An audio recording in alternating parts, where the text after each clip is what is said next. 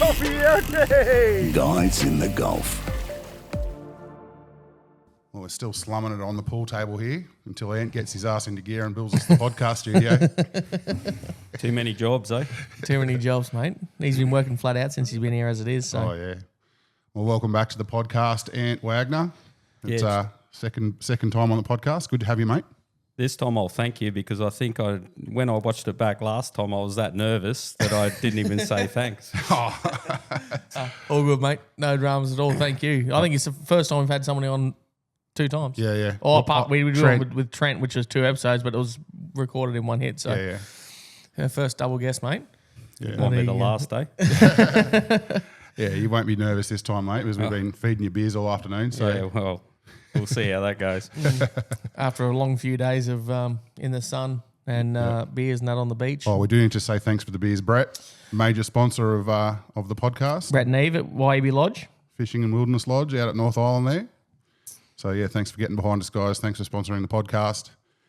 And, yeah, so you just mentioned a bit of a few days ordeal. Well, not ordeal, but a little bit of adventuring we've been up to. It's been awesome since the last time we spoke to you. Yeah, well, so it's we recorded a podcast nearly a week ago, Yeah. maybe. The first day you were here or second day you were here. Yeah. So you've only been here for a few days this time, Yeah. this trip. And, the plan was to get down, record our podcast, do the Easter comp or the second half of the Easter comp at least, which we did. We spoke about that in the last episode.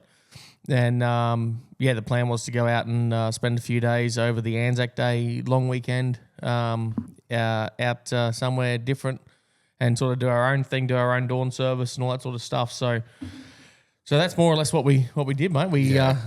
Ant came down from he's got a few days leave from work and came down from Catherine and helped do a few jobs around the place with me. And He was already here when I got here, and you'd already put him to work doing bloody carpet flashings in the tinny. And Doesn't take long, eh? straight up. No, I think last time Ant was here, we recarpeted one boat, and then I thought I'll take the opportunity while we've got a spare day to get some more work done. And seeing as Ant's a bit of a whiz at it, we got another boat done, pulled all the floor out, and actually, I'll tell you what though, it was pretty handy because I'm fairly hopeless at that sort of stuff, but.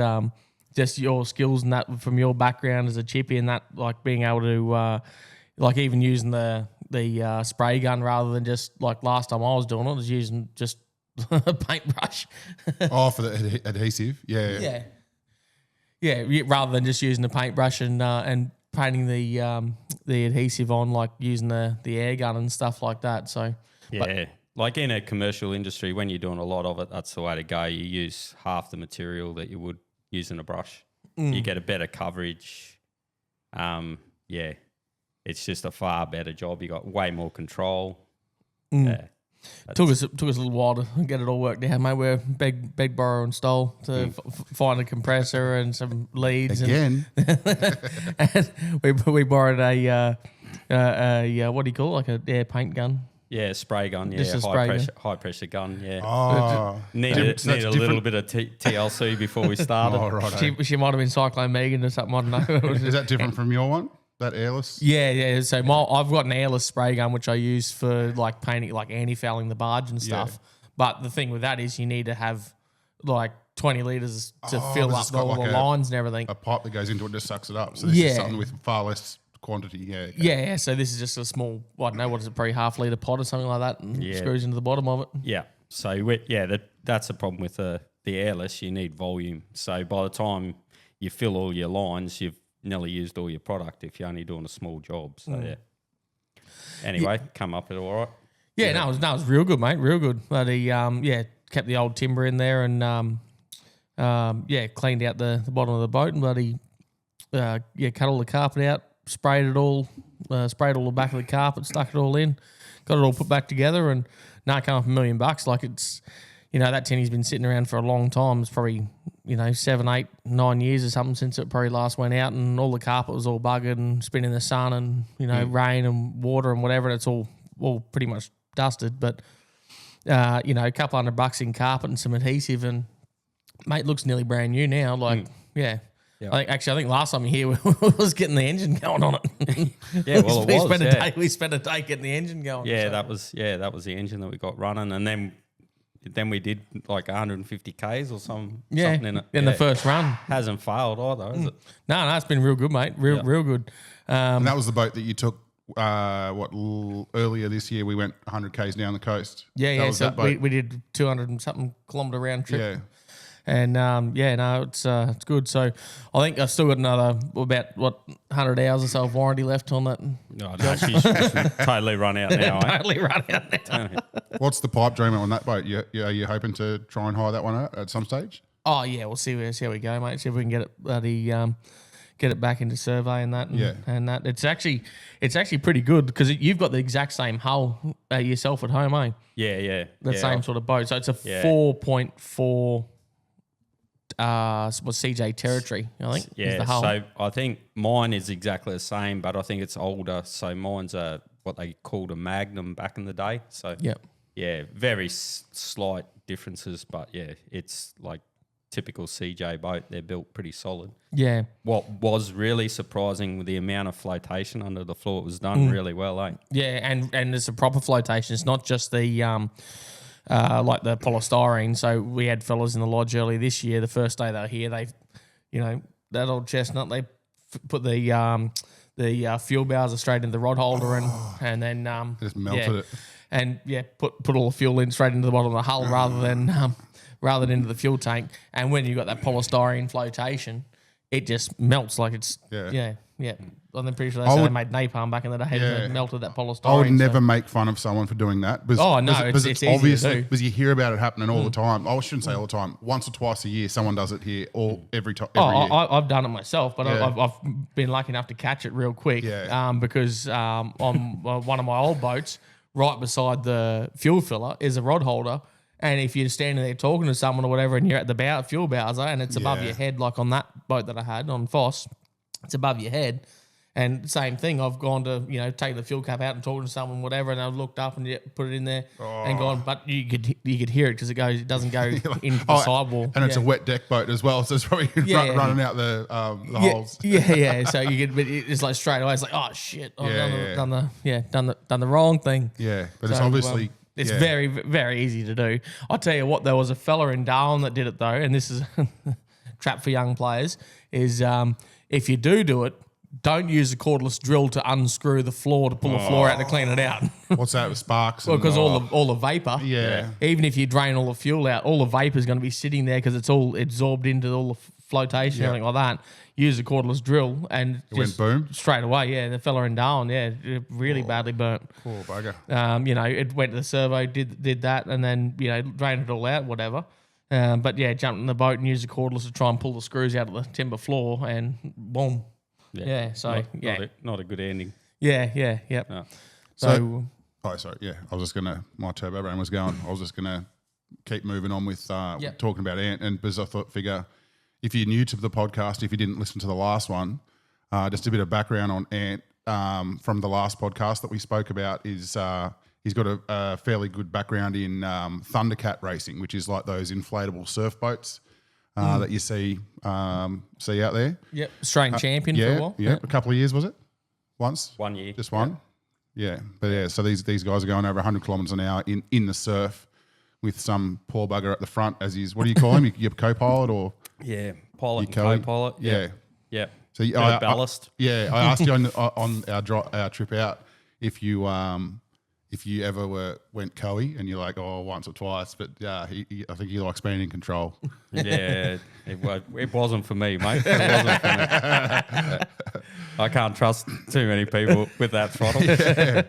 Yeah, the reason I bring that up is we're going to probably talk at length about the trip we just come back from, but on the way back in my new boat, I'd only got up to, I think, 68 kilometres an hour was my top speed. And with a bit of help from Ant, who's knows how to get extra kilometres out of outboards, we managed to use the jacking plate and the trim and play around with a few things. But sometimes when you're getting more revs out of it, you're actually going slower, which is something I didn't realise. Yeah, so it's a fine line, and we managed to get 71.1 kilometres an hour out of it, and that was fairly well. Even though we were on our way home, we were still heavy. Yeah, we're probably loaded heavier than what you would be on a normal fishing trip. Yeah, for sure. definitely, yeah. Yeah, we had camping gear, chairs, fishing Swags rods, and stuff. Massive swags. eskies. Not to mention everything was wet. Yeah, which we'll get to that. Yeah. So Ant's a bit of a wizard on a lot of different. You can pretty much fix anything, build anything. I'm sure if you gave him a challenge, he'd work out. He's a bit of a problem solver. Oh yeah, Don't tell too many people. He's in high demand, oh don't worry, especially when he comes here. we fixed half a dozen things before you even got here, mate. So before we even got started on any proper jobs. Yeah. So what about we're talking about part of the plan for the weekend was we were talking about trying to get some painted crays. So we know up around the islands and the shallows and stuff at night time you can get some painted crays. So but we only had one hand spear and one like poxy old one as well. Yeah. So straight away Ants got some bamboo, got some Rio bar, and then I think you put some like a TikTok up or a reel up or something of it. But yeah, like even that like was just about 1,000 times better than the one you could buy. Oh, absolutely. Even the ideas, the way you've put it together. Like, have you done it before? No, I never had crack, but yeah. So just seeing what you did, like the way that you bent the steel and slotted holes sideways and crisscrossed them into, and what was how do you come up with ideas like that? To me, it's just natural. Like you're going to put some spikes on the side of a bit of bamboo. What's going to happen the first time when you hit something? They're going to slide up. So to me, naturally, if you put a kick on them and force them into there, then that stops that force. Yeah. So then it's more about the binding, keeping them on there. So you've solved half the problem or half the failure potentially. That was my theory, but But one thing that did surprise me, that piece of bamboo that I got was it was nearly solid. It only had about a 3 mil hole running through it. I've mucked around with a bit of bamboo before, and it's normally hollow between sections. Yeah, because they can get water out of them and stuff. Yeah, in the hollow sections. so it probably didn't perform as ideally as what we would have wanted because she was quite heavy, especially when it got soaked with water on the way over. Took two of us to carry it around. I think I've got a shot of you guys walking around the shallows with your spears, having a go at some mullet. Yeah, we're only mucking around, so they were pretty safe. Everything was pretty safe. I don't think we lifted a scale. The only thing that wasn't safe, mate, was the big marlins out there. Yeah, we got stuck into them. Oh, these ones. Yeah, these ones. Yeah. Proudly sponsored by YB Fishing and Wilderness Lodge. Thanks, Brett. So we just had a beer with Brett 5 minutes ago. What did he want us to do?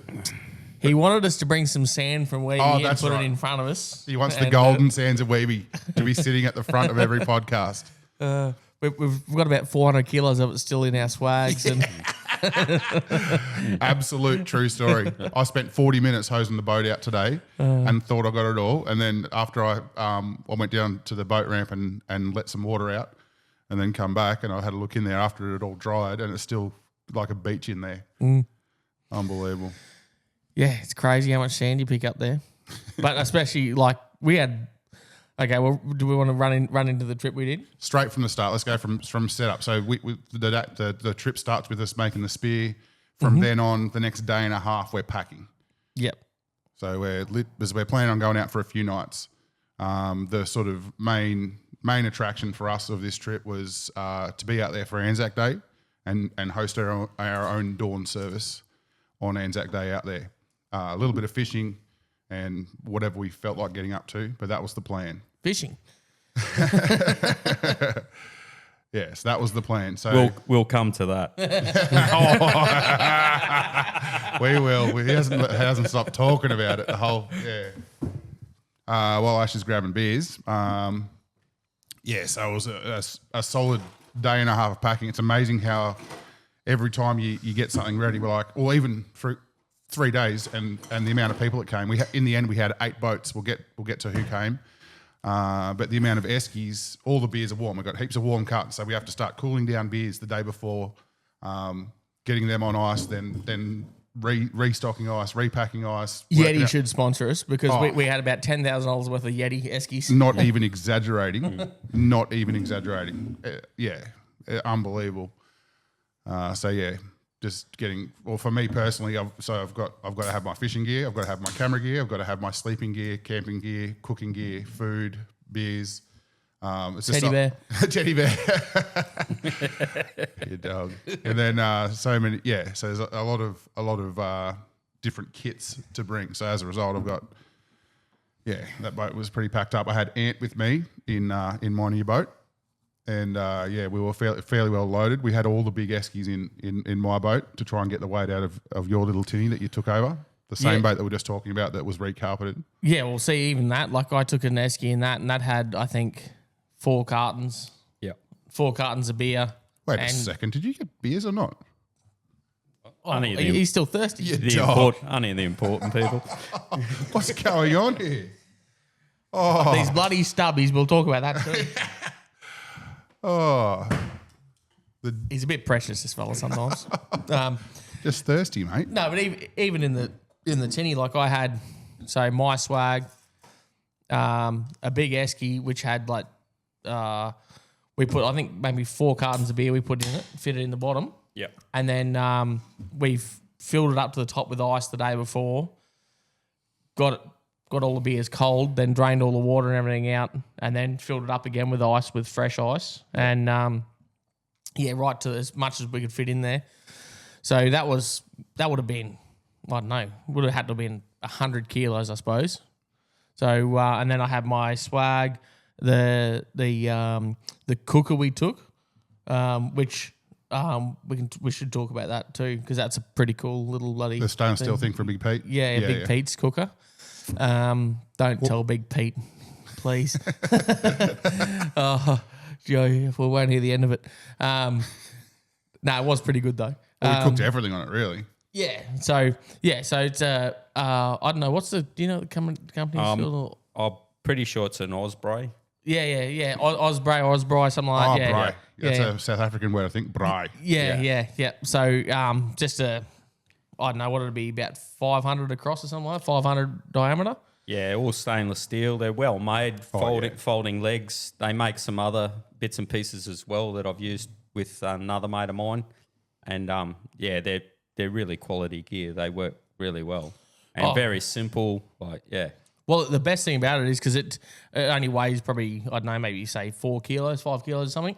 But it's heavy duty stainless rod that it's made out of. I don't know, it'd be 10 mil rod or something. 8 mil bar, solid bar. But like that thing would last you a lifetime. There's no reason why it's going to fail. Yeah. Oh yeah, you could run it over with a Toyota and it wouldn't be a drama. But it because the legs fold up on it, it's flat, so it takes up almost no room. So I had that in the boat with us as well, and my bag of gear, and then I only took 1 spare jerry can of fuel. I think my fuel tank. What else did I have? Not much. I had 1 small esky. My and 2 spears. My roadie and Well, it turns out they were 2 sticks. Yeah. It looked like I was going. What do they call that thing? Jousting. Jousting. Yeah, looked like I was going tinny jousting. That had about 3 meters of bamboo sticking out the front of the boat on the way. Yeah. It looked like we're going to go chase dugong. I think that the way it looked, because that's exactly what it looks like. So, we had a heap of gear, like miles of gear, and the idea was we could have all just gone in your boat, but it was pretty heavy. It was pretty heavy already, and the idea was because we wanted to spend a fair bit of time on the beach and do dawn service on the beach, and that we knew it'd be low tide in the morning. We wanted to have a small boat that a few of us could manhandle around and drag in and out of the water. Yeah. And then all the bigger boats could anchor out wide. So Ash anchored short at night and his boat just went dry. It was virtually a tender for everyone. Yeah. Absolutely, yeah. It was perfect. Yeah. So my boat for the whole trip ended up just being like the ute. Yeah. Like we did not use it the whole trip once we were out there. Yeah, I never went on your boat the whole time. Yeah, if the weather was better, obviously the idea was to go out and hit some reefs and stuff like that. But that sort of never eventuated. Yeah. But, so the plan, we went out. So not the day before ANZAC Day, 2 days before ANZAC Day. Yeah. We went out.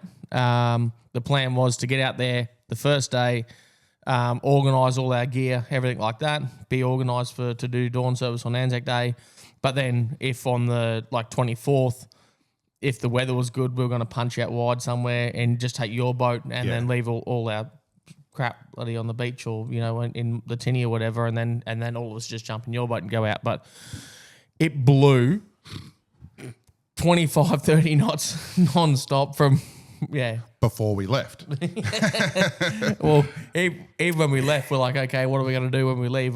Right, we need to leave first light, because even though the wind hadn't changed in its velocity at all over a few days prior, it's the direction that I was more worried about. So early in the morning, as the sun's first coming up, the wind's more of a southerly rather than a southeasterly, and that means that you can be going with the sea a little bit to get across there.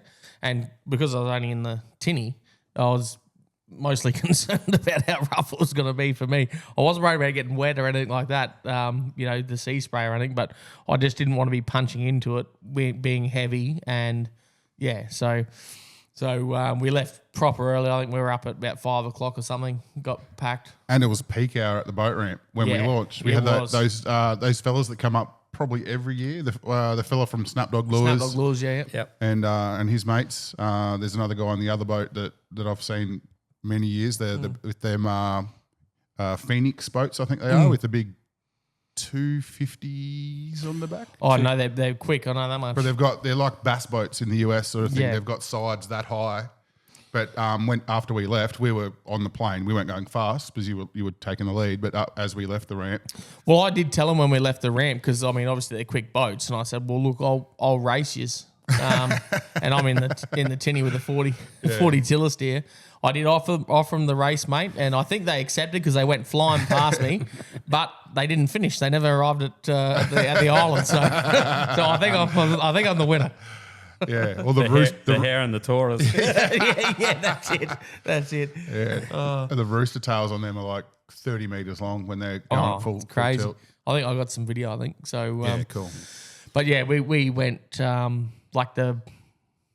it wouldn't be the ordinary way that people would go if you're traveling up there. Definitely not. Definitely not. Like if you're normally going up to Waibi Lodge, you'd sort of you'd either go straight out the MacArthur and then up through Centre Channel, up along the inside of North Island, straight to Waibi, or most people, if you know the area, you'd go out the Carrington across the top of Southwest Island, up through Centre Channel and then up North Island. Yeah. We went a very different way. We went down the Carrington, out the Kelly. With absolute purpose in mind for you with the small boat. Yeah. 100%. I should mention as well, we had another boat with us. So in the original convoy, we had 3 boats. We had Duck and Gouldy. Why do I hesitate when I say his name every time? I always have to think about Phil Gould every time I remember his name. Anyway. Yeah. That's why I started calling him Paulie. Okay. Paulie, yeah, Paul. Anyway, yeah, Big Pete's mate. Yeah. So, but they followed us out as well, and they had. We're starting to like Paulie more than we like Big Pete. So look out, Big Pete. You're on the decline, mate. We know he's going to listen. He listens to everything. Love you, Big Pete. Anyway, so we've got 3 boats in the convoy, and I only bring the fact that we had the 3rd boat up because once we go through the Kellys and some of the turns and that they must have thought that we're doing the biggest G up ever. Oh, yeah, because it's a maze. Because we've said we're going out to the islands, and there's a couple of points where it looks like we're opening up, and then it gets real narrow again, and we're doing... Feels like you're doing U-turns and stuff, which you sort of are. Yeah, absolutely, yeah. But yeah, it's just because the tide was fairly low on the way out. That's the way we had to go. So in actual fact, it was pretty low because at the front, I think you both got real shallow. Yeah, it got down to 0.3. Yeah. So I got across to the first point, and then I think Amos Point maybe. Yep. And then I pulled up and waited for you for 10 minutes or so while he's come through that shallow section. But it was actually, considering how windy it was actually a little bit better than I was anticipating. I thought it was going to be a bit worse. Well, I said that as well as we were hitting, and Mikey's going, "Don't jinx us."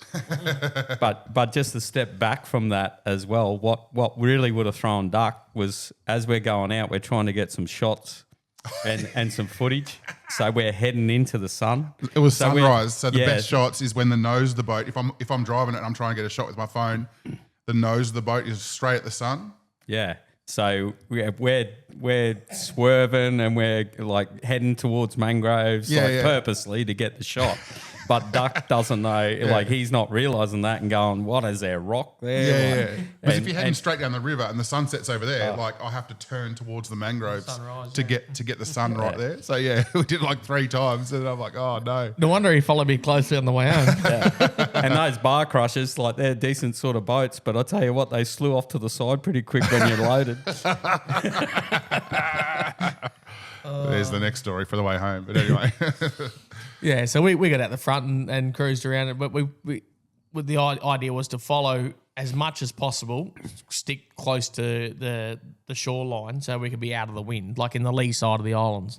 So we went up the George's Channel, up along the inside of Centre Island there, as close as could be. Pulled up. I think we had our first beer up the top of Centre Island there somewhere before we crossed over to Camp Beach and that. Yeah, somewhere there. No, before that, yeah. Because it was a little bit rough coming across the bay there. I always get Harney and Lebu mixed up, whichever one's further north of. Yeah, so we're up at Harney. Yeah. We're actually, it was actually Centre Island, I think, when we pulled up. But yeah, it was warranted. I was buggered already, mate. It was. Yeah. Like the other thing to note is too, like I don't know my way around as well as you guys because yous are always driving and I'm jumping in, so I don't really have to. But one thing to note for people that haven't been here before is to look at the conditions, because if you saw a bit of footage earlier in the year or late last year, Ash and I went out there in a small boat out in the punt, but we went a totally opposite direction because the wind blows from a different direction at that time of the year. Yeah, 100%. So, like, when we went out, like, about Christmas time, we went out to the same spot, like, out past Weeby, but we went out to MacArthur because the wind was more of a northwesterly. Which is that time of the year you get those sort of winds, yeah. So we went up that side of the island. So, again, you're sticking close to the coast, but even though it's rough on the outside, which we found because we nearly sunk the boat. I'll bring that shot up again of these guys. Every podcast it gets brought up. That shot. Mad dogs. But on the way out, it was good because we picked the right track. We got a little bit carried away out the front there. I never stress when I see water on the floor of a boat because the Thundercats are always wet decks. Oh, this is a wet deck too that day, I can tell you. Anyway. But yeah, I like what Ant's saying though. So if you pick a fishing spot, you want to fish at a particular spot for a day. This system is so crazy with the amount of ways you can get to one spot sometimes. So Ant's saying, look at the forecast, look at what the wind's doing, and from there plan which direction you want to go to that spot. And that's exactly what we did the other day, heading out there. And I think it was probably the best option. We got drenched, but it wasn't overly rough. But it wasn't overly rough, and that was the main thing because you're going to get. It didn't matter which way we went because of the wind. We were going to get wet either way. Yeah. But it was more of just trying not to be punching directly into the sea. So, in your big boat, like probably no dramas. Like be comfortable as, but. Like in a tinny, I'd be holding on with 2 hands, going boom, boom, But like with this, I could just drive hands free, just cruising. Like we're getting wet, it's just not comfortable, but we're still able to sit there and have a beer and talk. Yeah, it didn't get real bad until we got up to Centre Channel, and then it wasn't real bad, but it was a fair bit rougher. And again, we're like trying to cut to our track, like up the inside of North Island, and it was rough heading into it. So in the end, like you went in front to try and sort of save me a little bit, try and grade the road a bit, and I tried to stick as close as I could behind you to where it was a bit smoother for me, but I just couldn't keep up on the plane in the prop wash, like the prop, my boat was just so you're trying to keep up, and I'm trying to go as slow as I can, but stay on the plane. Yeah, so it just wasn't good for anyone. Yeah. So in the end, I just chucked a left and then went a complete different way. So went up around the other side of Skull Island, basically the shortest way. It's funny that it was that we didn't, when you turned off, we had between us just decided, this is crap. Let's just pull up and we'll just go across slowly. So we were going to keep going the same way, but just pull up and not go on the plane. Just plod along, and that would have been fine. But then we saw you doing the change of attack. I'm like, he's going between Skull and Watson. which I've only ever done once before. It was the first time I ever went to Weeby. It was with you. Yep. And and the reason why we don't do that most of the time is because going through there's a sort of getting through at first. There's a bit of a shallow area, and it's a longer way to go. But if it's rough and the wind's from the southeast like it was, then and you got a bit of swell that you're battling, it's much easier because we followed the coastline past Camp Beach around the top of Centre Island as closely as we could. But when we tried to cut across, it was just too rough to keep going in that sort of northeastern direction. So, yeah, it was much easier to turn left at 45 degrees and go side on to it, and then I could stay on the plane without getting drowned. But not, this wasn't bang bang bang. You're just driving to the conditions of the ocean. So yeah, well, once we got through the Skull and Watts, or and it's halfway only 10 through, minutes. It's only 10 minutes. There was you were saying the particular way the waves and the swell was going. You said to me, "Oh, this is exactly what I love on the Thundercats." Remember that through Skull and Watts on the way over? When you got that little bit of wind chop, mate, and it's blowing right in your face, that's proper adrenaline there. So what do you? It's almost like corrugated. You're skimming across the top. Yeah, it's like a corrugated road when you get that sweet spot in your car, and some people go, "Oh, it's 20 k's an hour," and that's what you got to do. But if like some vehicles, if you set up and you've got your right suspension, and sometimes you'll find that sweet spot around about 80 k's an hour or 70, 80 k's an hour. Every vehicle's different, but you notice it straight away. It just flattens out, and a very similar thing in a boat like that. You can get punched around, but if you put everything on the line, you can sit right on top of it. But yeah, trust me, you're right on the edge, and you got to fully commit though. Yeah. There's no, because it doesn't work if you're halfway in it. Because with those Thundercats too, you get tipped over backwards going into the wind, wouldn't you? Yeah. Apparently.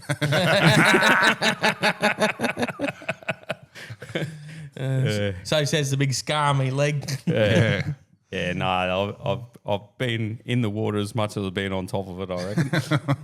That's how you learn. You don't know your limits until you push them. But that's it, mate. Yeah, but it's all about trimming the boat, and just it was really interesting. I haven't done a lot of work in larger boats. It's just hasn't been my thing. But coming from the racing background with the Thundercats, we didn't have, for starters, we didn't have electric trim and tilt. It was all mechanical, and you've got to read the surf, predict what the wind's doing, and then set your engine and be confident in your prop. So it comes down to a lot more experience because it takes time. So then you've got to be a betting man and go, right, I've got to commit. This is it. And once you choose that, that's it. So at different race meetings, you'd go from place to place. You'd have a different prop on. You'd have a different engine height. Yeah, mate. Well, it's not like going to a racetrack and it's the same every time. Yeah. So the sea changes every day or every minute as the tide's going out. The waves are sucking up differently. So you've got to be on the beach there, and then you commit to a prop. Then you need to know and do your testing to really relate. Okay, what does this prop do in this sort of condition? And then adjust your trim height. You were saying that with the height, just a few mil can make a massive difference. Yeah, what I learned over the years, I had stuff written down. 3 millimeters would make 5K some days. And you hate the fact that you can't get your head around the actual reasoning, physics behind it, or I understand that it would, but that minimal, that small amount, just when you're in this choppy, undulated water, 3 millimeters, just you wouldn't think it'd be relevant. Yeah, absolutely. Yeah. But it does, Well, that's how you become the Australian champion, mate, is working it out. And but only once. Making your own props and doing all the stuff that you need to do to do it. So. Yeah, you got to do the hard yards. It's no different. It's like anything. You got to have a crack, eh?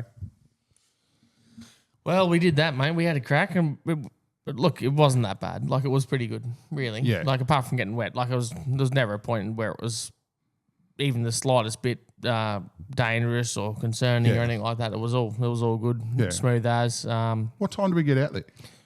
10? Yeah. Something like What did we do Yeah. that day?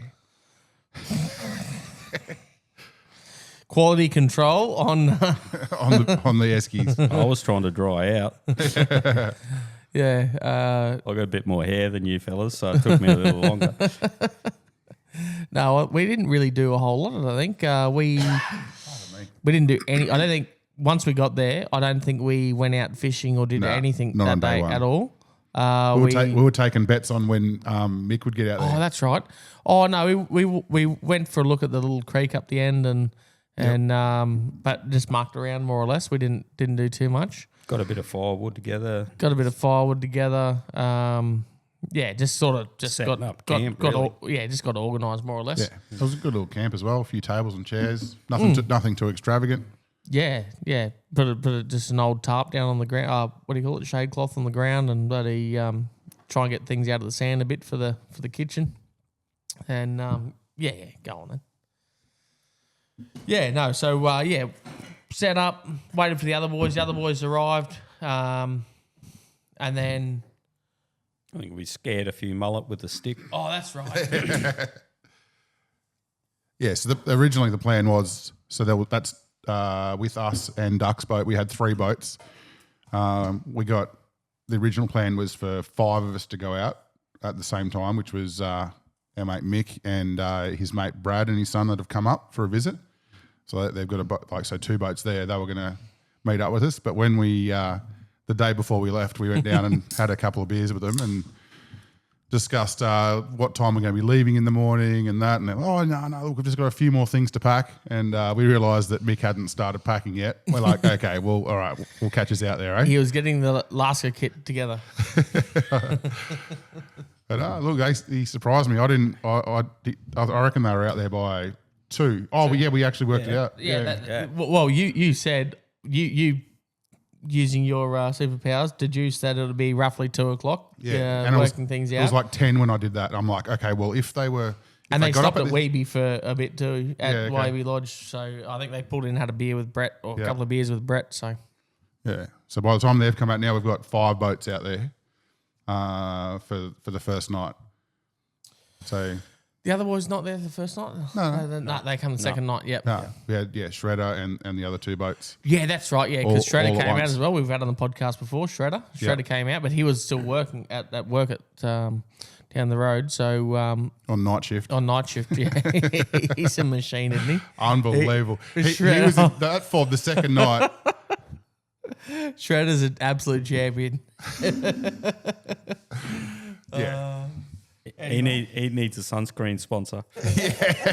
On the 3rd day, he fell asleep in the sun. You boys were out fishing, and I was back at camp, and he's literally snoring in the sun, like 100% full sun with his arms out. In fact, his stubby's still in his hand, or his Yeti is still in his hand with his can. And I go and find a big camp chair and put it on top of him to try and give him a bit of shade. Oh, he is an absolute weapon.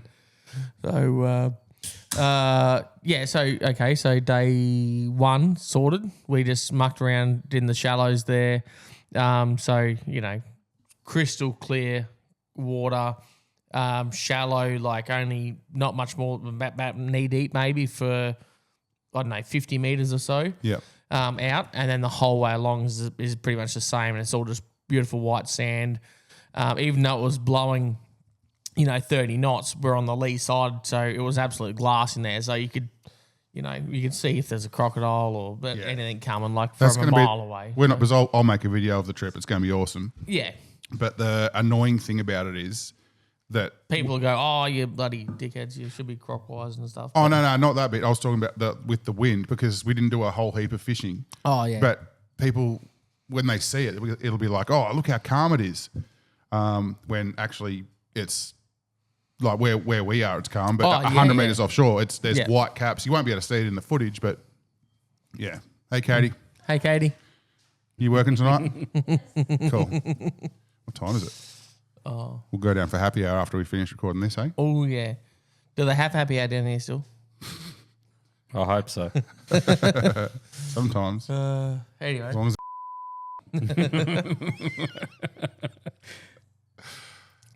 shit. If you know, you know.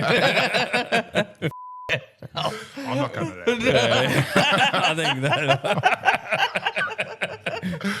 Oh, people are going to think we're idiots. Anyway, day two. Okay, so more. I slept unreal out there. Like had me big double swag with the dome. Ash, how about you? No, I had the most comfortable camping setup I've ever had in my life. So I've got a swag, and I'll do a shout out to them too because it is bloody awesome. You've got an awesome photo as well that we can share. Yeah. So Murchison River, husband and wife team, Australian company from down Western Australia, use 100% Australian products, 100% Australian canvas. I got this beautiful single swag. They call it the King Brown. The best little swag I've had ever. And I even bought a little, what do you call it, like a stretcher? Yeah, camp stretcher for it. Yeah, because I didn't want to be swag stretcher. Actually, it was cool. Yeah. So it's a little bit wide, like it's about 1,100 wide or 1,200 wide and like 2,100 2,100 long. So the swag fits on it perfectly. But I didn't take any Mozzie net or anything like that, and I set up. Probably not in the best location, to be fair. In the long grass. Not the best location. So I did have a few Mozzies, but I don't know. I try not to complain too much. Well, I can tell you, Ash does not like spraying stuff. And so if you see him spraying, that's what I mean, Aerogard or Rid or whatever, Bushman's. So if he's spraying, you know it's bad. And I know he came and raided my big can of Rid overnight. I'm like, what's going on? Oh, mate, they were pretty friendly, but we persevered. Yeah. We persevered, and actually the second night was fairly similar, a little bit better, because it was cool enough where I could pull the canvas right back over. So I didn't really need the Mozzie net. It was only just around your face where they come right up into your ears. Little bastards. And that's where the Mozzie net, I reckon, really comes into it, because Mozzies don't usually bother me that much. Yeah. But because they were in my ears and in my eyes and stuff, that was just, very frustrating. So, You should have worn your little burqa thing to bed. We don't speak about burkas, mate. All right? Yeah, you know what I'm talking about. Yeah. Oh, do you want me to, I'll plug another Aussie product. Go on then. The cap hat. Need more Get sponsors. amongst it. It was oh, mate, I seen him on Shark Tank. I wear caps all the time, right? So you wear like an Akubra. Yeah. Ant wears the wig. Dreadlocks.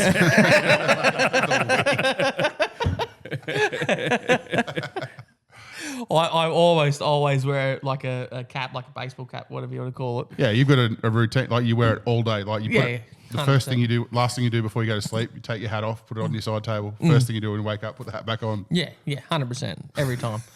True story. But I seen this thing on Shark Tank because I just like wearing caps. So an old mate's made basically a fabric thing up which goes over the top of your cap, and you can clip it up underneath, sort of thing, and it looks. But it keeps your ears out of the sun. Yeah. We might have to cut that bit out. No. No, it keeps your ears out of the sun, keeps the back of your neck out of the sun. Someone will clip that later when you go into politics, mate. When you become the premier of The premier. Oh, geez, I don't think we're going to be a state anytime soon. But yeah, you know. Right? Although we are in a state. Anyway. True story. It doesn't look overly fashionable, but it does save you a heap from the sun. It's and practical. That's rather than wearing, main what are they bit. called, a buff? Some people wear. Yeah, because I don't like them because well, what happens is you wear them buffs and like they do a good job too. But the problem is every time I go to drink my beer, it runs down my chest. It's covering me mouth.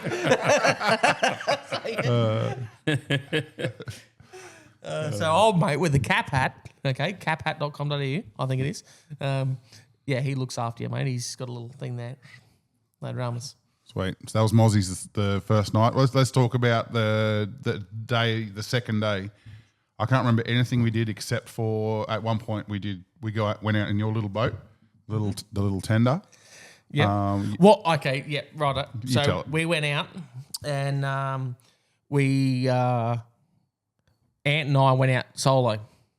I didn't even know what we were doing. We were just mucking around, and I was like, "Oh, do you want to go look at the rocks or something?" Yeah, I think what instigated it was we were taking some of the boys out to their boats, maybe. Oh, yeah, that's right. And then we were That's already right, in there, and we're like, "Oh, well, let's go and have a look." Or Yeah. So like 300 meters away, there's some rocks there. It's like, yeah, we'll just go and have a quick go.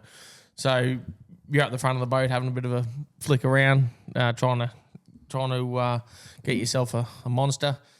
And so I'm just driving into proper shallows in amongst the rocks, cast the lure out, and pretty much instantly hook up, hand it to you, say, "Here, Ant, grab this one so I can drive the boat so I don't get marooned here." yeah, and got a nice trout. yeah. And then I said, "Oh shit, we better go back and grab Mikey because he's sitting on the beach." Yeah, well, there. I think we 'cause got- you had been having a camp that morning. I think you might have been having some beauty sleep or something like that, maybe. Yeah. Sounds Or looking about after right. Shredder, something like that. Nah, well, he wasn't there yet. Nah, that was maybe not. But anyway, I was doing something. Yeah, You- no, you- that's you're it. That's flat how out. it unfolded. We hooked up to that first trout, and then I had a line out as well, and then I got the cod. So we're like within, 2 casts, we had 2 fish. So we're like, we've got to go back, get Mikey, Grab a camera and grab a a rod camera and jump in. Yeah, and that's how it started. Yep. yeah. So this was you were riding in close to shore around rocks because out wide it's lumpy, it's white caps, it's horrible. So you thought, Yeah. oh, let's just have a look in close. Yeah, and it for looks sure. like you could get some fish in there. So you come back, got me. Yeah. Yeah, I jumped in, and then we went exploring.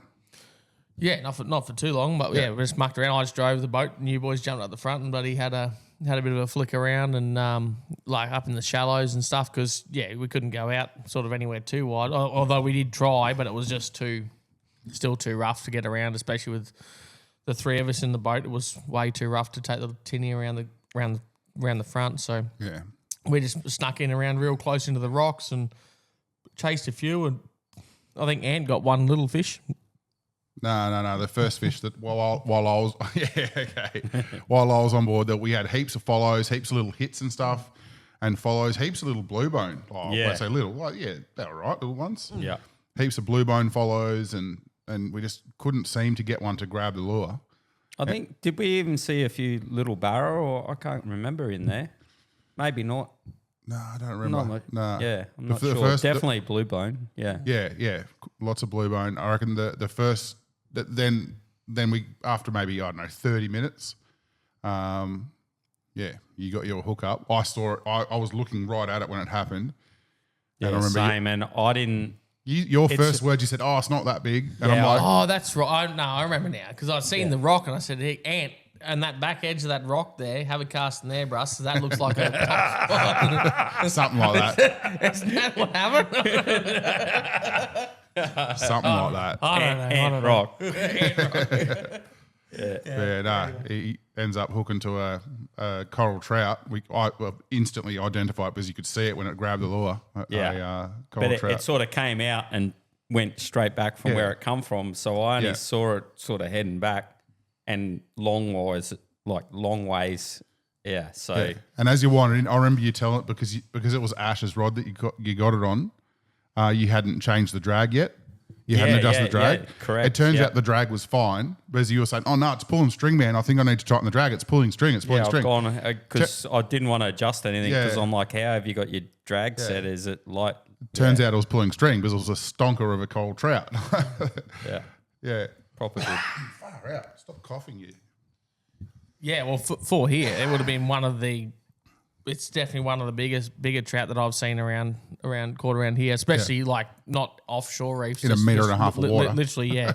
Yeah, if that, yeah. Right along the edge of the rock. It's rock it's shelf. the same size coral trout that Russell O'Donnell, I think, won the fishing comp trout.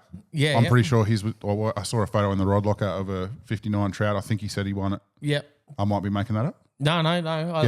Yep. Yeah, so I think this was 59. Ash, and Always come in late, eh? yeah, no. I think there was calls of 60 at first, but no, I think it was a legit 59. Yeah. It was a stonker anyway. Yeah. Oh, being in the cod family, like, I think they're in the same genus or whatever anyway, but like with the big mouth on it. There's a cod with a mouth the size of a something. If you're listening to this isn't going to help, but if you're watching, It'd swallow a can. yeah, it would swallow a can. Absolutely, definitely. Yeah, it was a hell of a fish. We kept it. Oh yeah, we cooked it that night straight up We did so on the Osprey bloody cooker. I got some photos and videos of that I'm fairly happy with. If Osprey want to sponsor us a couple of them cookers, mate, because we might need to give Big Pete's back. And we don't want to clean it.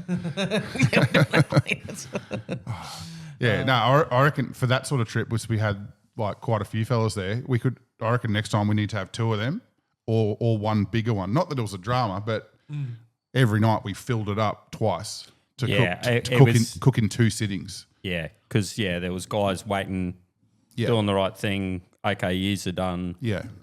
Now it's our turn, sort of thing. Yeah, it would have been nice to be able to cook all at one time.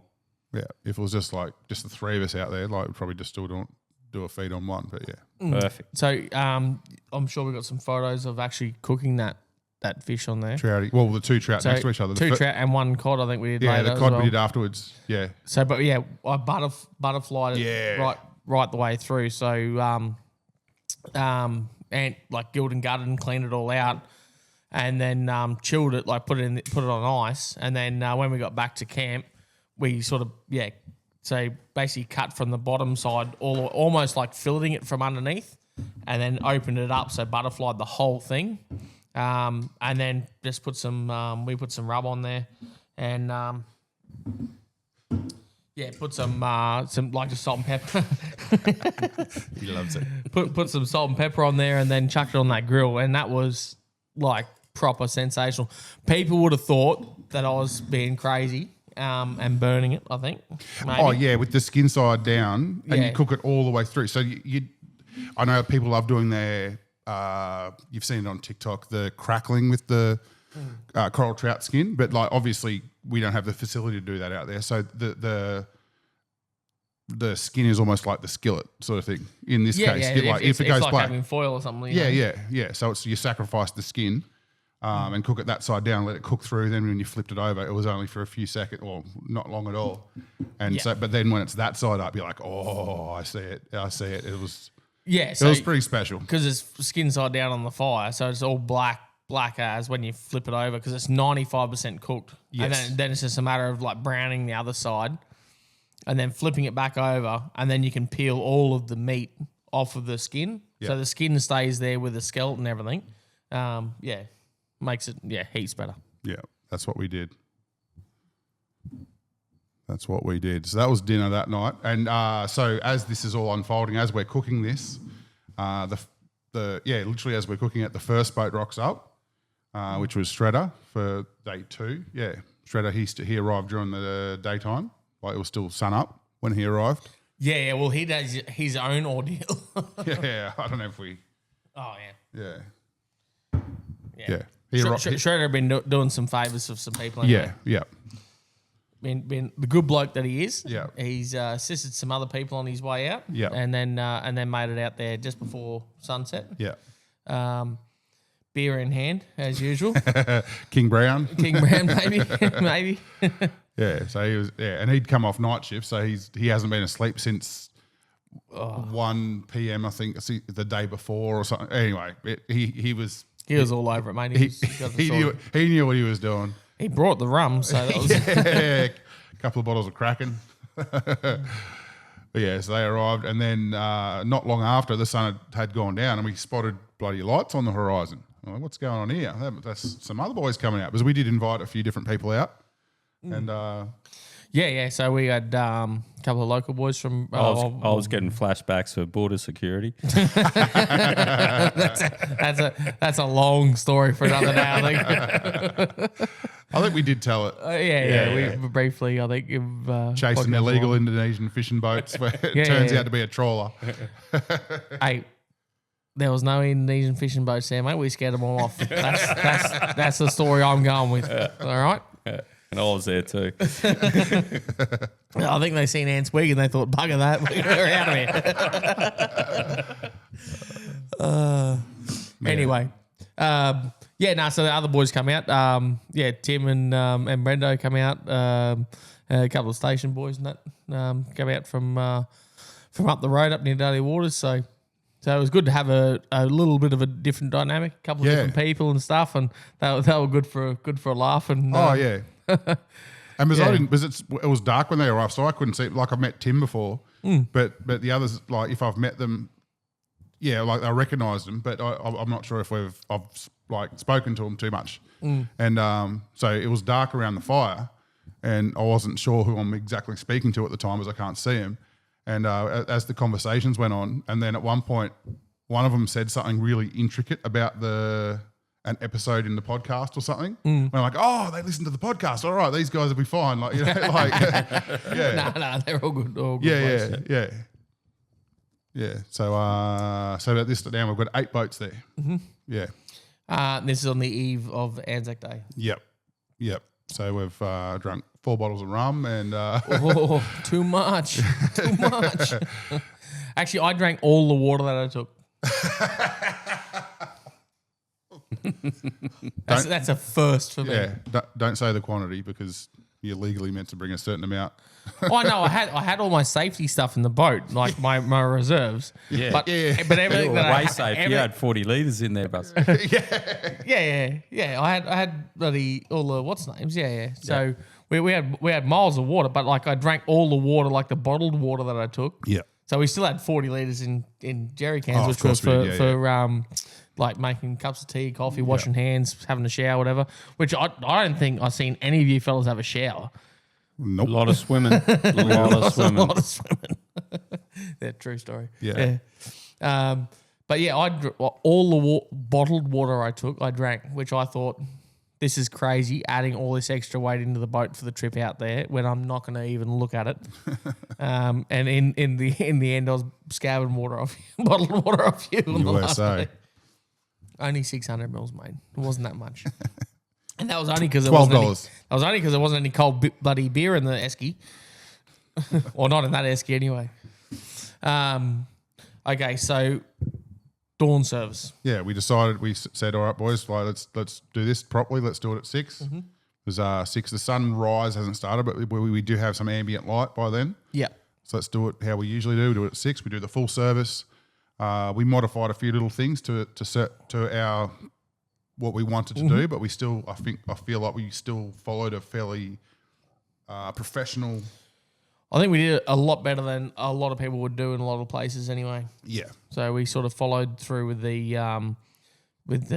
what the standard operational procedure is for it. So Ash hosted it. So the best thing, Ant's spear, the big bamboo spear, I brought the flag out. We just cable tied it to the bamboo spear and doubled as a flag. Yeah, flagpole was perfect. Yeah, so we went down and I was with Ash at the time. Where do you want to do this? He said, let's go down here a bit. All right, sweet. How about here? He goes, yep, that's perfect. And I look down and there's a little crab hole, like a sand crab hole. I'm like, stabbed it in, and the thing just stood up perfectly. I'm like, yep, good choice, Bruss. Yeah, it was. We've done dawn services at King Ash for like the best part of a decade. So I don't know how many years it is, but it could be 7, 8 years, whatever. But for the best part of a decade, you and I have been involved in like ANZAC Day at King Ash Bay, whether it be through doing the dawn services, tour, whatever. Yeah. Of all the ones that I've been involved in, I reckon that was the best one in terms of just like the feeling of it. Like And I think I honestly, because I didn't write anything down, I spoke off the cuff, obviously, when we did the opening address.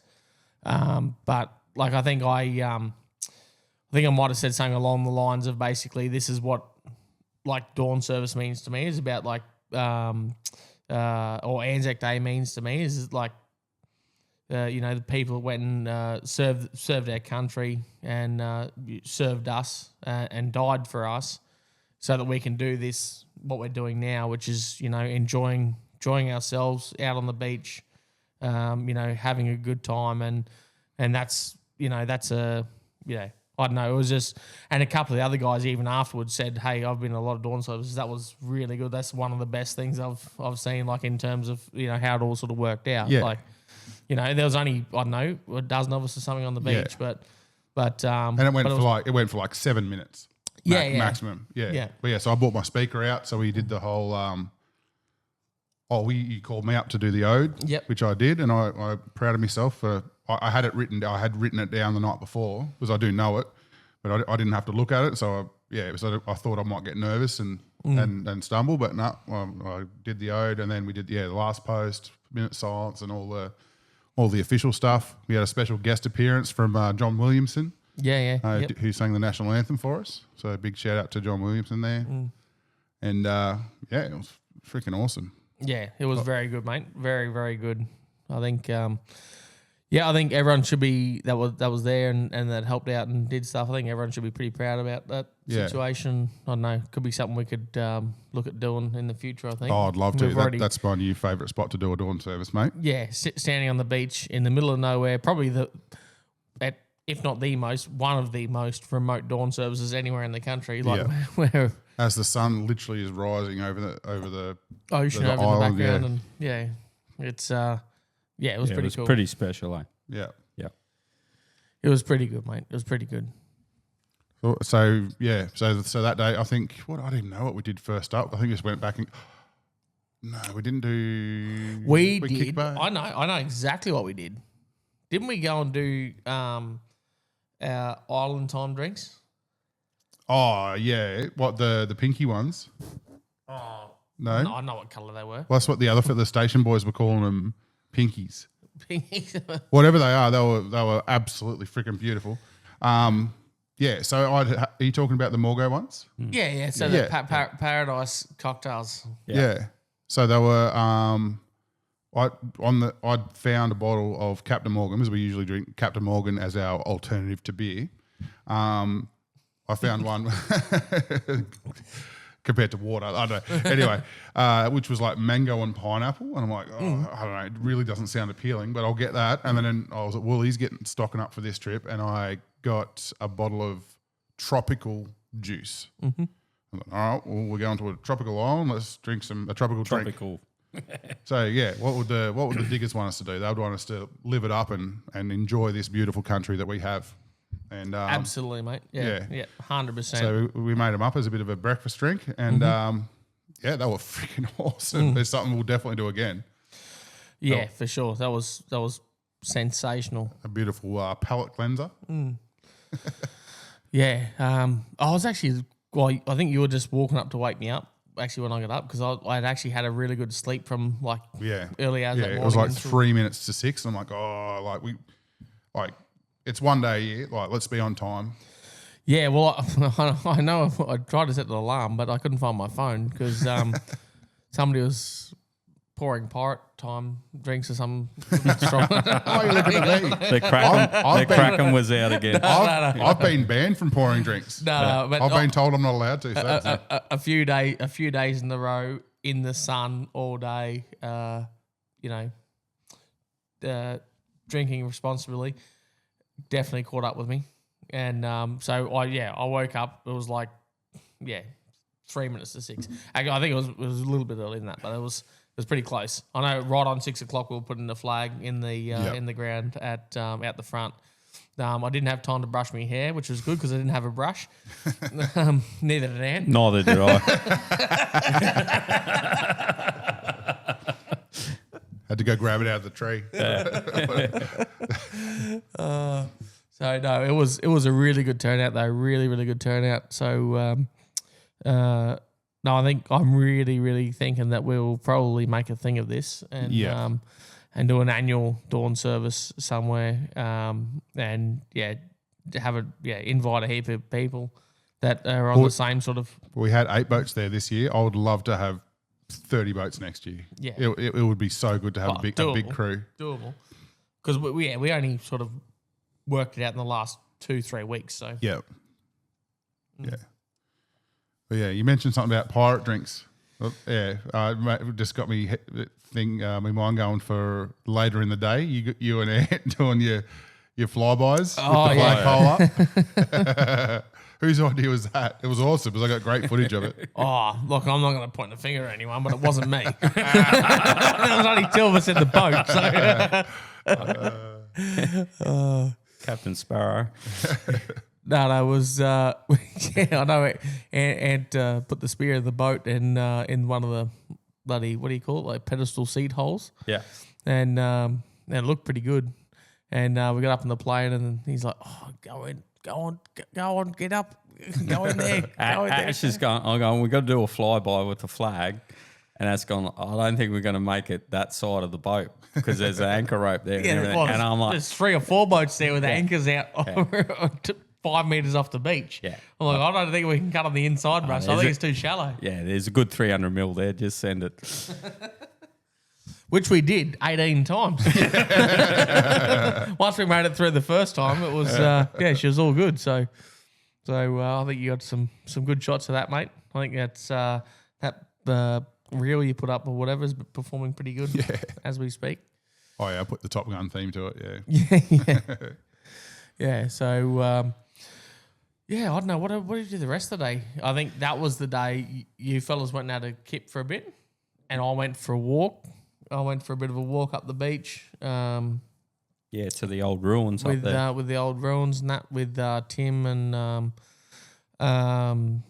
Mick and Brendo.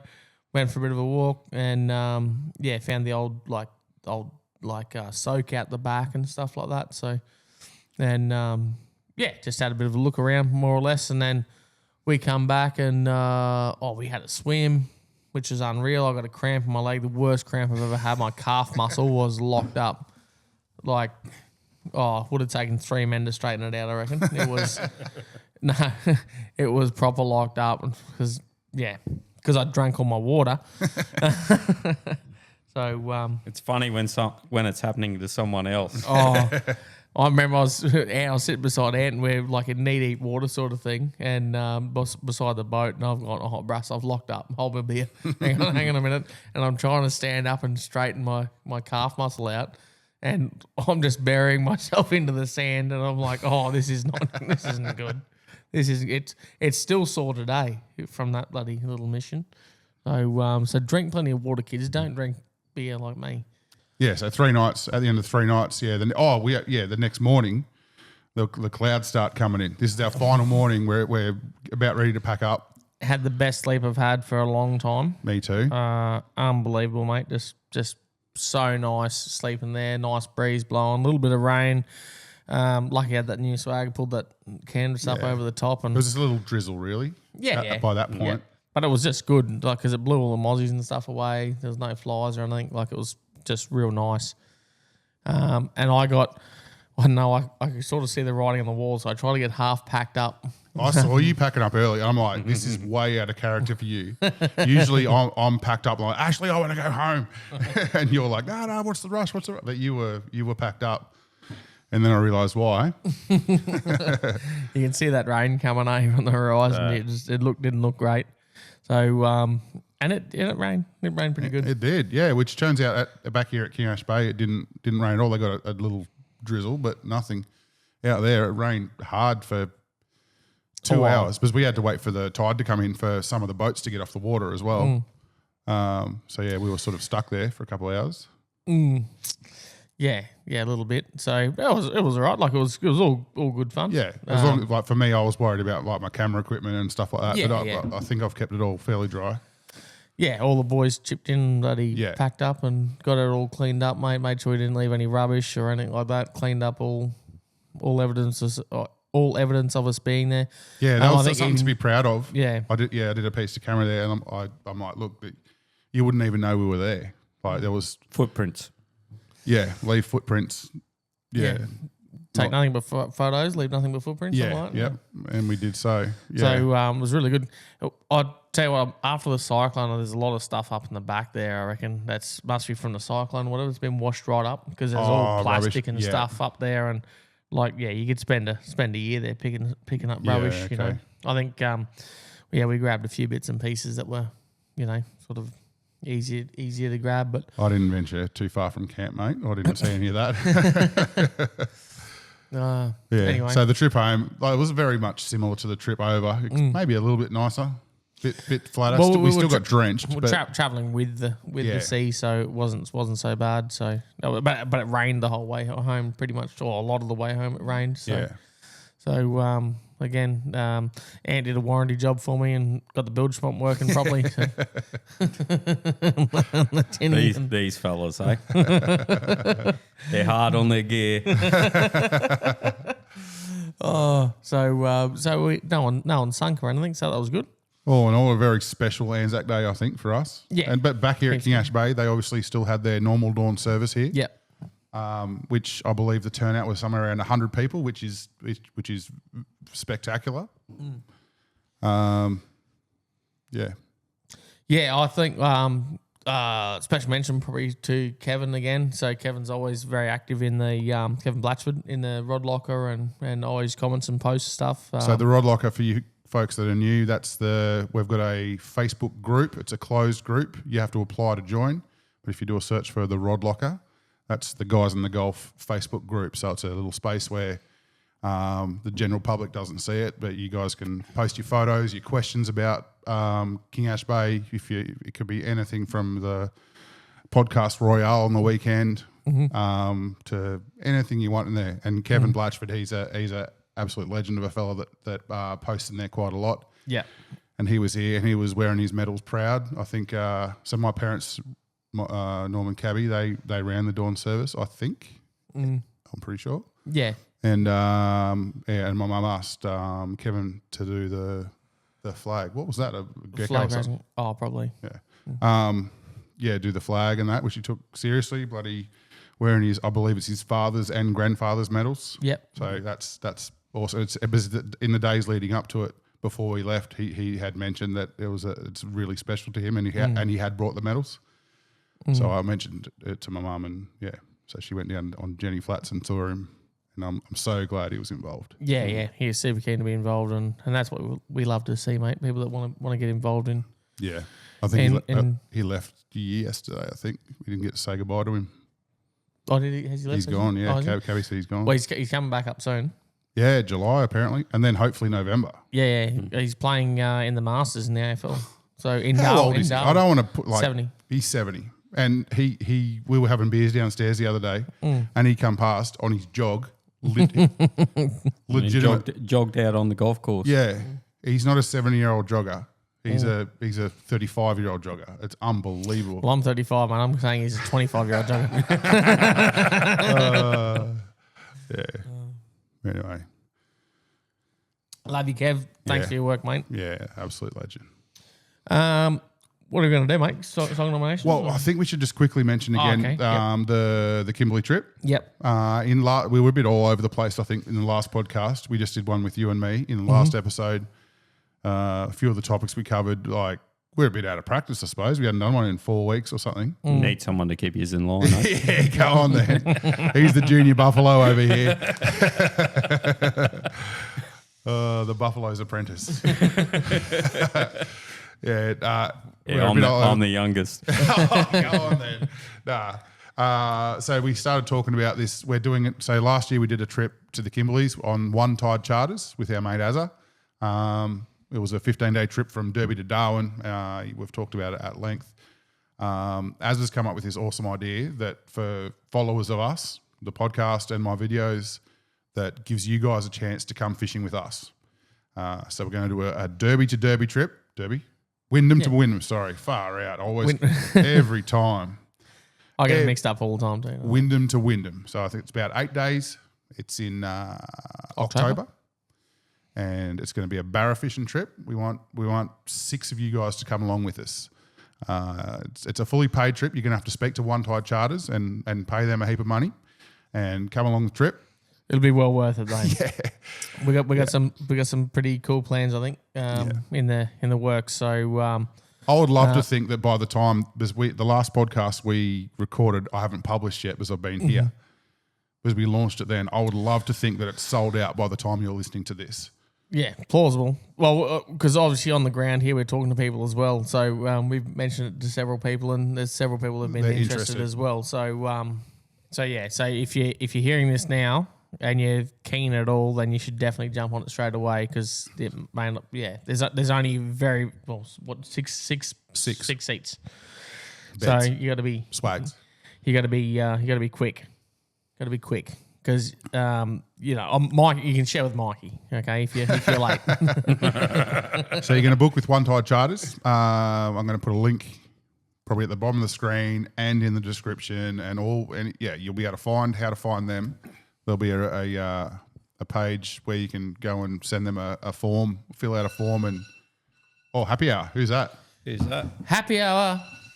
It's not me. It's in my pocket. That is my alarm for happy hour. You dog. You're kidding. It's late. It's 20 past 6, Brass. You're late. Yeah.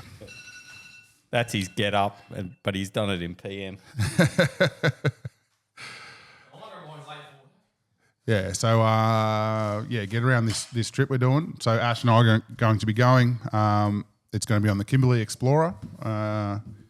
What are the dates again, Mikey? October Late in October. Put you on the spot. Yeah, Probably I said in the last one. Here you go. I got it. The 10th to the 17th of October. The boat departs the 10th. But being a charter, there's no set locations we're going to. It's going to be wherever we feel like, and the captain wherever he feels like going. Weather depending. Yeah, all that stuff, and where the fish are, things like that. You're going to need to be happy to be on camera, because I will be making videos of the trip. So if you're someone who's on parole and I don't know, not supposed to be in Western Australia. there's a very good chance you'll be on camera. Witness protection. It doesn't mean I'm going to feature you as such. I'm not going to. If you don't want to be featured, I'm not going to shove a camera in your face. Go, g'day, Peter, where you from? And tell it. Yeah. But you need to be at least happy to be on camera to go. Other than that, there's no real restriction. We can have boys, girls, whatever combination, mate. Yeah, that doesn't really matter. Yeah. I think.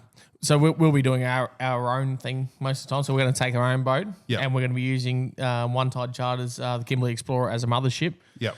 Staying on the boat, and then anyone that's is going on the trip will be basically looked after by Azza and the crew. Yeah. They'll be taking you fishing and doing that stuff, feeding you, and Get all your meals, all your. We'll be on the boat with you doing all that stuff, Yeah. but just during the day we'll be doing our own thing. So. We can still fish the same locations 100%. and whatever. If you want to come fish right next to us, and have a bit of banter with us, that's absolutely fine. The reason why we have to sort of have plenty of that. Not before his first coffee, or if I've been snoring too much at night time. We're sleeping on opposite sides of the boat. Nah, we just need to have that bit of separation there because I'm bringing my own boat. It's to do with insurance, because I'm not running a charter. This is One Tide Charters, so I can't have someone on my boat. It's a sort of private trip for me and you, but for the paying customers, they're under the One Tide banner. That's the best way of describing it. I think. Doesn't matter what you reckon. It'll be great. It'll be an awesome trip. It'll be a trip of a lifetime. Yeah, it'll be handy if you're. I'm not telling you if you're a non-drinker. I'm not saying don't come. But we do like to have a drink of an evening during while we're fishing, stuff like that. So if you like to have a beer and a bit of banter with that, that's the sort of perfect sort of person that we want to come that we want to come on the trip with. So yeah, hopefully it's sold out by the time this podcast goes out. We'll see how we go. Perfect. If it does sell out quickly, we'll talk to Azza and we'll see if we can do maybe a couple of back-to-back trips next year, something like that. Yep. All right. Let's move on to song nominations. What do you got, mate? I reckon you go first, then me. Oh, well, the guest should go first, I reckon. Yeah, okay. Give it to Ant. What do you got, Ant? Well, I reckon since we've just had ANZAC Day, old school, everyone knows it. True Blue. John Williamson. Yeah. Excellent choice, mate. Before we started recording, you did tell us what you were going to choose, and I was bamboozled that I had not already chosen that song, because that song is very special to me, especially around ANZAC Day. This song was played at my uncle's funeral that was killed in Afghanistan, And yeah, it's an absolute ball terror of a song choice, mate. So thank you for choosing that one. Yeah. You got one, mate? Well, I was going to go because we've just had ANZAC Day and on the same sort of theme, we played one out on the island there just after we completed the dawn service, which was Dust of Uruzgan. Yeah. We already added that when straight up when we were out there. We added that one, and then there's another one as well, which is because Lee Kernaghan, there's a version where Lee Kernaghan does that version, but then Lee Kernaghan's got another older song called Changi Banjo. Did we play that out there? We played that out there. Yep. I don't remember that. Was I there? Yeah, you played it on your phone, bro. Oh, well, it was a great sign. It was after the pink drinks. It might have been. Plausible. It might have been. But yeah, no, the Changi Banjo. So by Lee Kernaghan, it's another, I think, a great like Anzac sort of theme song.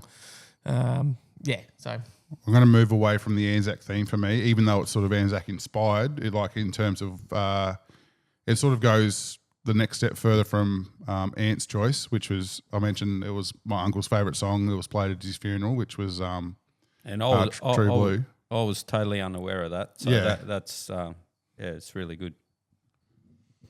Is that still recording? What's flashing? It says end, and that says 0 minutes. Do I have 2 memory cards in? No, it's not recording. perfect. Excellent. All right, let's go to the pub. Before happy hour ends. Oh, look at that. Oh, beauty. Guys in the Gulf.